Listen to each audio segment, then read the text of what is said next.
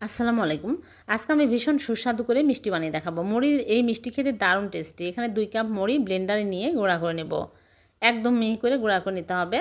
এরকম করে গুঁড়া করে নিয়েছে, এক সাইডে রেখে দিচ্ছি। চুলায় প্যান বসিয়ে দিয়ে দিচ্ছি চিনি হাফ কাপ। চিনি দিয়ে চিনি নেড়েচেড়ে ক্যারামেল করে নেব। এরকম ক্যারামেল হয়ে আসলে এর মধ্যে লিকুইড দুধ 2 কাপ দিয়ে দিচ্ছি। চিনি পরিমাণ মতো দিয়ে নেড়েচেড়ে বলক উঠে আসলে মুড়ি গুঁড়াগুলো দিয়ে নেড়েচেড়ে একদম ঘন টাইট করে নেব। এরকম ঘন টাইট হয়ে আসলেই হয়ে যাবে। প্লেটে ঢেলে ঠান্ডা করে নেব। ঠান্ডা হতে থাকুক আর এদিকে হাফ কাপ লিকুইড দুধ আর গুঁড়া দুধ চিনি 1 চামচ দিয়ে ভালো করে নেড়েচেড়ে ক্ষীর বানিয়ে নেব। যখন এরকম ক্ষীর হয়ে আসবে তখনই চুলা থেকে নামিয়ে নিতে হবে। নামিয়ে প্লেটে ঢেলে ঠান্ডা করে নেব।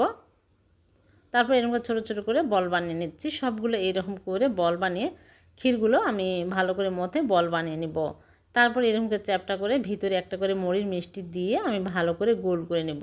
সবগুলো এরকম করে বানিয়ে নিয়েছে। এখন এই মিষ্টিগুলো এক সাইডে রেখে দিচ্ছে আর এদিকে সুগার বল নিয়েছি। এই সুগার বল হোমিও ওষুধের দোকানে কিনতে পাওয়া যায়।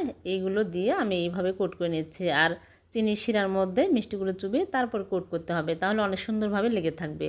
খুবই মজার হয়েছে। ভালো লাগলে লাইক কমেন্ট শেয়ার করবেন।